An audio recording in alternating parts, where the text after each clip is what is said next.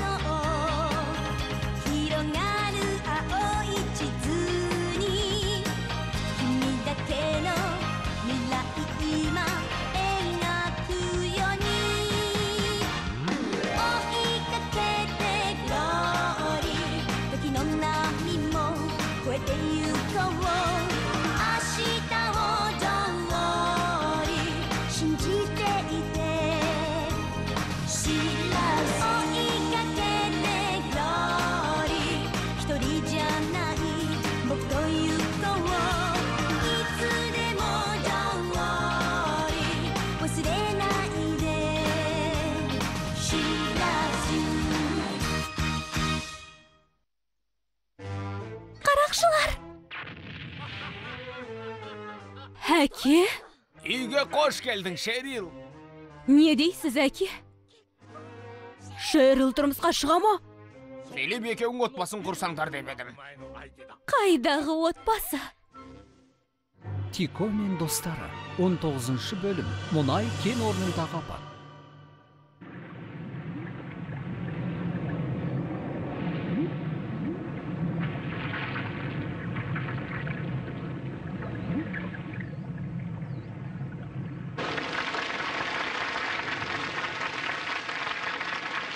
Қайырлы кеш, ханымдар мен мырзалар.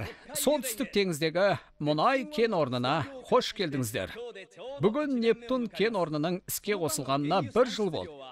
Және оның өндіріп жатқан өнімі.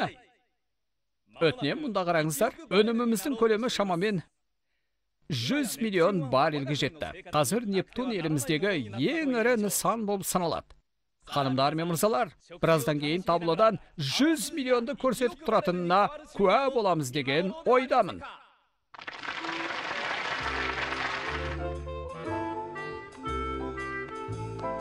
Жымисаңшы, неге сонша түнеріп тұрсың? Сауық кеші болады деп едіңдер. Осы да сауық кеші ме?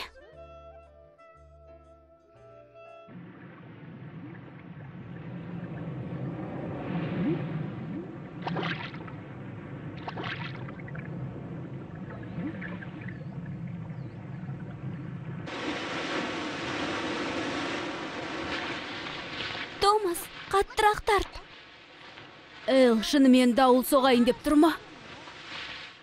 Солтүстік теңіздің ауа райы құбылмалы болып келеді. Сондықтан бұл жақтың теңізшілеріне қиын соғады. Сәлеметсіздер ме?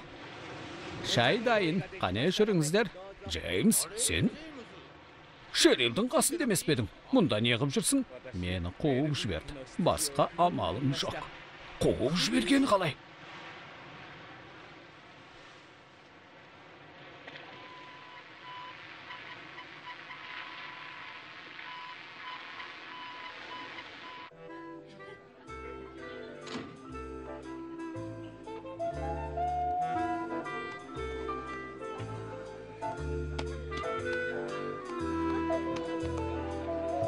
Жұмысшылардың біреуіне жағымсыз хабар келіпті.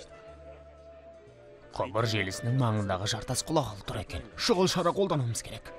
Әйтпесе, жағдай ушығып кетуі мүмкін. Шұғыл шара қолдану керек дейсің бе? Ереже бойынша кен орнына қандай да бір қауіп төнген жағдайда жұмысты дереу тоқтатуымыз керек. Қайдағын айтпашы. Сауық кеші өтіп жатыр ғой.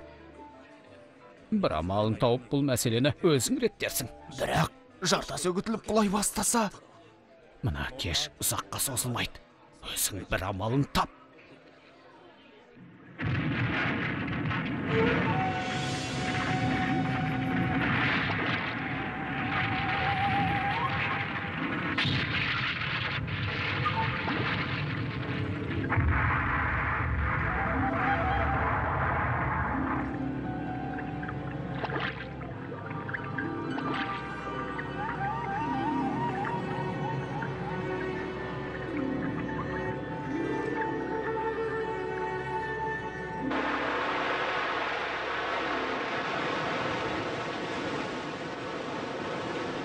Ей, сүңгүр шартайында.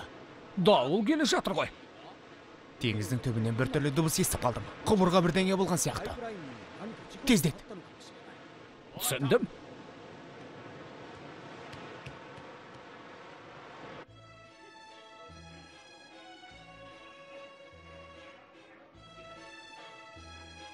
Кештің ашылуында керемет сөйледің.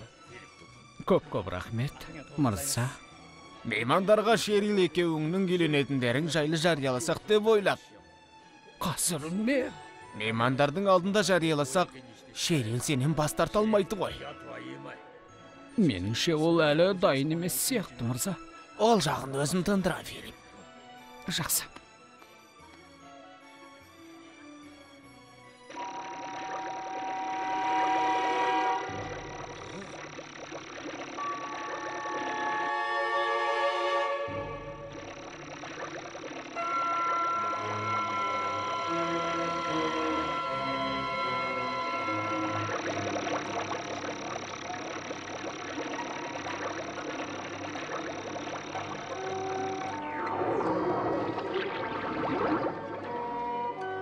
Ей, мен естіп тұрсың ба?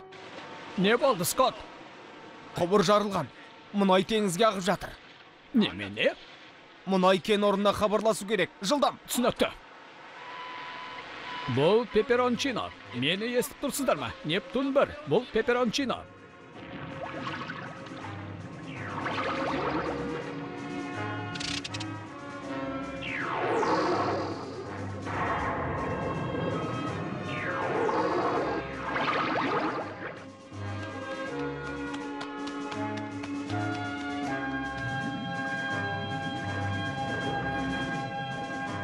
Ана жерге барма.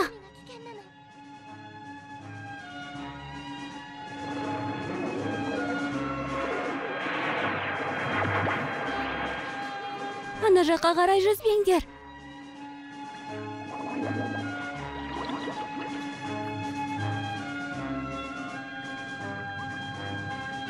Мұнай жайылып жатыр.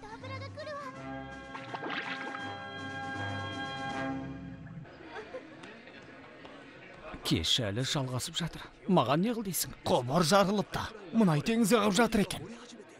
Қарап тұрмай бір амалын табыңдар. Жағдай мүшкіл. Шұғыл шара қолданбасақ болмайды. Не болып қалды? Жоқ, ештеңе. Бәрі дұрыс. Өңің бозарып кетіпті ғой. Жақсымын.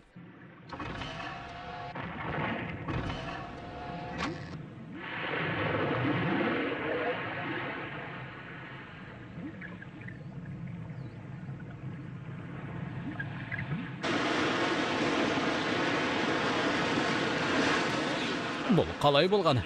Нептундағылар тіпті жауап берер емес. Мен білсем, олар қазір сауық кеште. Бұл не бассыздық? Эл, Джеймс! Қараңыздар!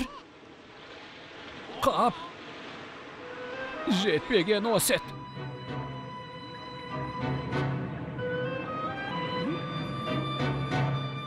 Қане тездетейік. Кеш өткізіп жатқандарыңыз қалай? Не ойлағандарыңыз бар? Мұнай теңізге ағып жатыр. Сүңгуіршілерді жібердік. Ол жеткіліксіз. Мұнай ағысын тоқтатыңдар. Онсыз да шара қолдануға тырысып жатырмыз. Жылдам, жағдай ушығып барады. Есіме түсті. Не? Не дейсіз? Қойдың жүні майды жақсы сіңіреді деп естіп ем. Джеймс дұрыс айтады.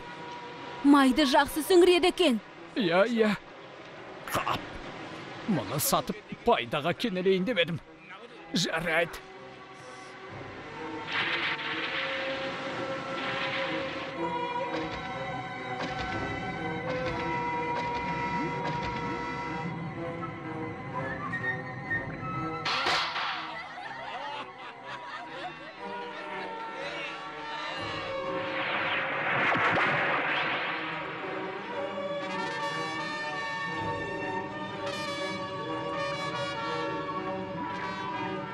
Джуниордың халі қалай екен?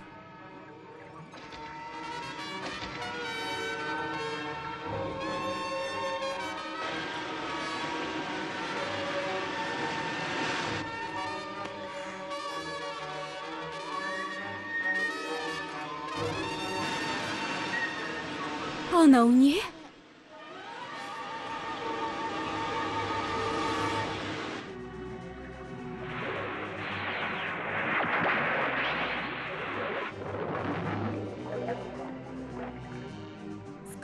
Джуниор тынығып алу керек, шаршады.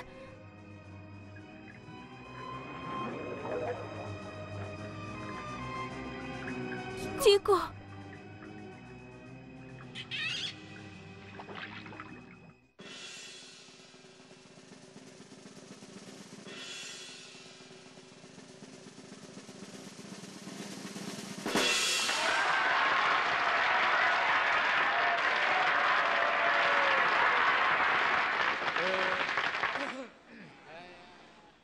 Сонымен сіздерге айтар жаңалығым бар.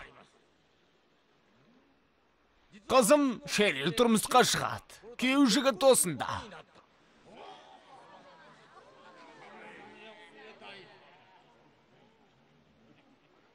Оның аты... Мұнда жүріңіздер жылдам. Қап. Су қарайып барады.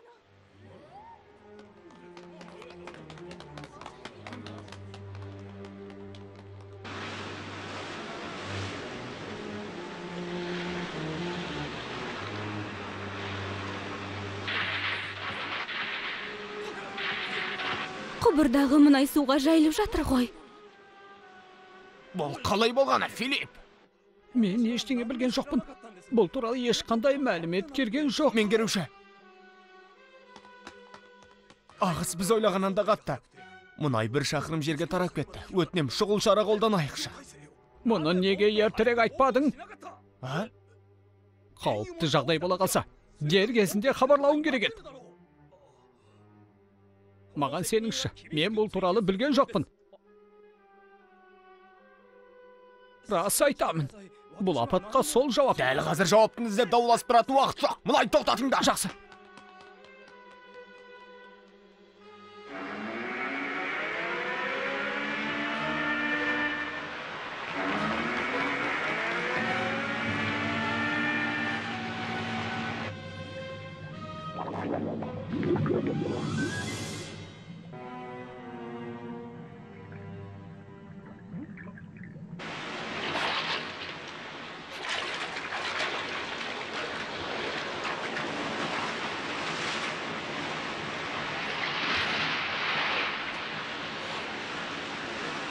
Енді жөн. Сен жарайсың, Джуниор.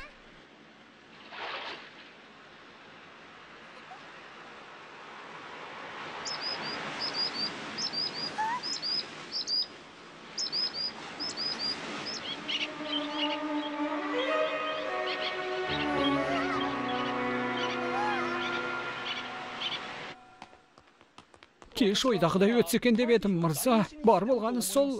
Сөйлеме.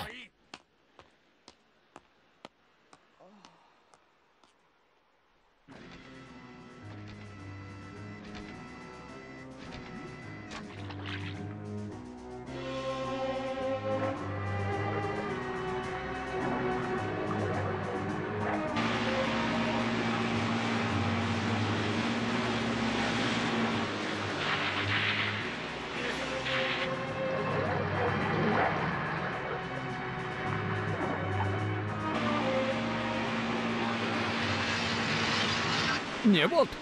Тико! Тико!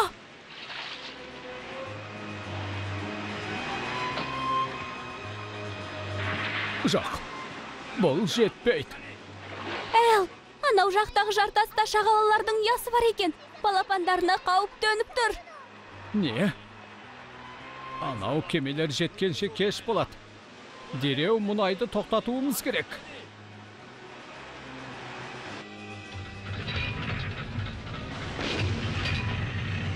Ай, қазір бұзылмай қоя тұршы. Қазір істен шыққаның жарамас, достым.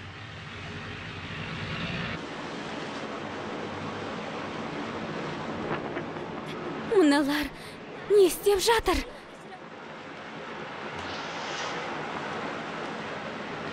Тоқта, қайда барасың, қызым? Пеперончиноға барам, оларға көмектесем. Мына қайықпен барасың ба? Басқа немен барам? Тоқта, бармайсың. Шерил!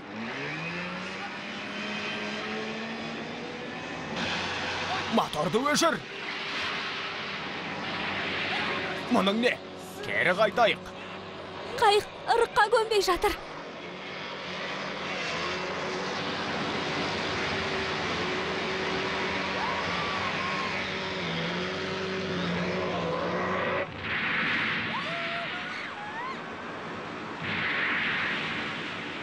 Эйл, Шерил ана жақта. Түсіндім.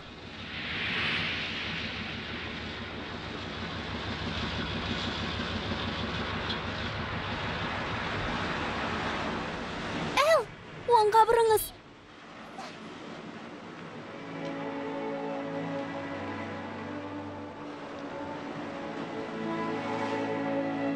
Қолыңызды беріңіз.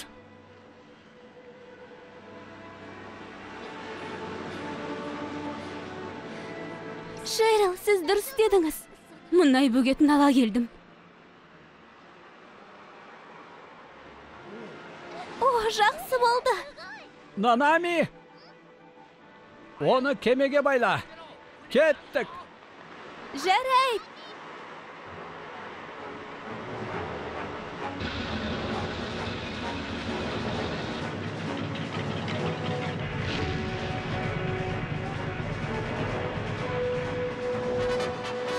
Қап, солтүстік теңізге келмей тұрып, моторды жөндеп алуым керек еді.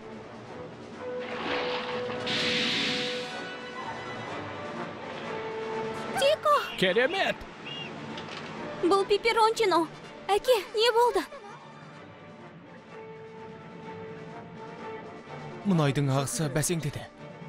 Құбырды бітедік. Әке, Нанами, Тикомен бірге барасың ба? мұнай бөгеті ше. Өзіміз реттейміз. Кеменің моторы істен шықты ғой. Бөгетті қалай орнатасыз? Шағалалардың балапандары не болады? Бөгетті өзім орнатам. Нанами! Тико!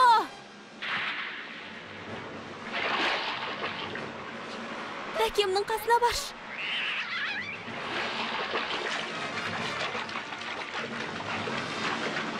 Жоқ, тұра тұр, Нанами! Нанами!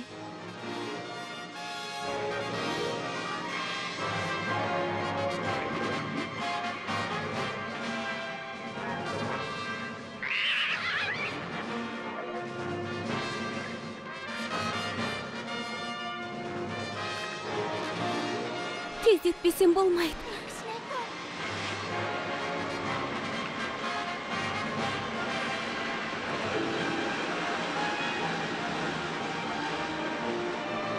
Уақытты қыз.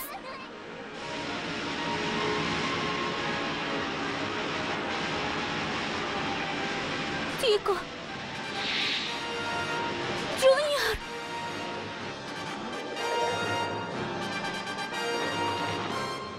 Тико?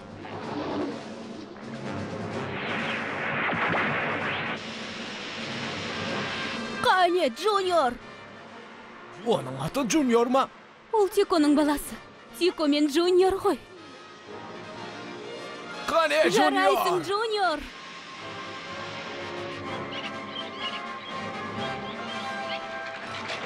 Джуниор. Тез.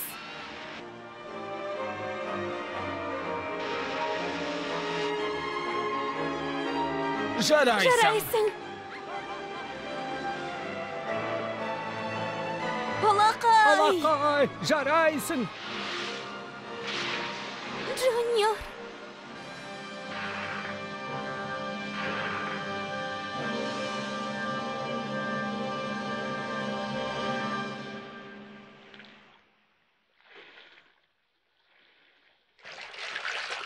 Эй, Филипп! Тездет, әйтпесе кешке дейін жинайтын түрің бар.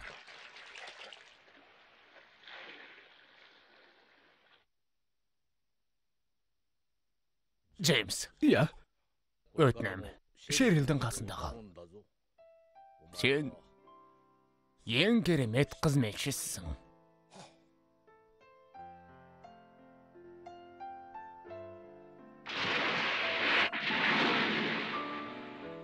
Әке, М? Тек оның Джуниорға неге бейжай қарағанын түсіндім. Джуниор өз бетімен жүзіп үйренсін деген екен ғой. Шерил, бұл не? Маған әкем берді. Оны бір рет болса да тыңдайын дедім. Бұл менің киім-кешек таситын кемем. Қараңыздар.